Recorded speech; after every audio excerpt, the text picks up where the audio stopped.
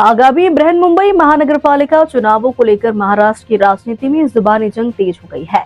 शिवसेना उद्धव बालासाहेब ठाकरे के राज्यसभा सांसद संजय राउत ने शिवसेना और भाजपा के रिश्तों तथा बदलते राजनीतिक समीकरणों पर तीखा तंज कसा है।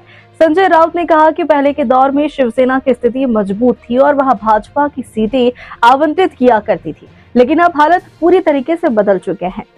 संजय राउत ने कहा कि पहले के दौर में शिवसेना की स्थिति मजबूत थी और वह भाजपा को सीटें आवंटित किया करती थी, लेकिन अब हालत पूरी तरीके से बदल चुके हैं।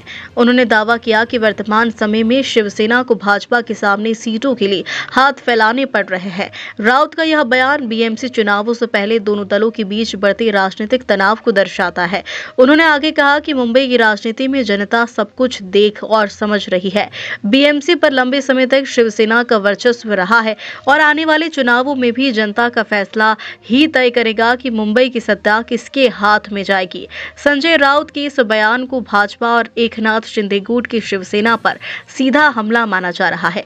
गौरतलब है कि बीएमसी चुनाव महाराष्ट्र की राजनीति के लिहाज से बेहद अहम माने जाते हैं। ऐसे में विभिन्न दलों के नेताओं के तीखे बयान और आरोप प्रत्यारोप आने वाले दिनों में और तेज होने की संभावना है। अभी तक ऐसा होता था मुंबई और महाराष्ट्र में कि शिवसेना हमेशा बड़ा भाई रहा और शिवसेना बीजेपी को सीटें देती थी मुंबई में, लेकिन ये पहली बार हुआ है। अमित शाह की जो शिवसेना है, मैं अमित शाह जी की शिवसेना मानता हूं, उनको बीजेपी से सामने गिड़गिड़ा कर सीटें मांगनी पड़ रही है।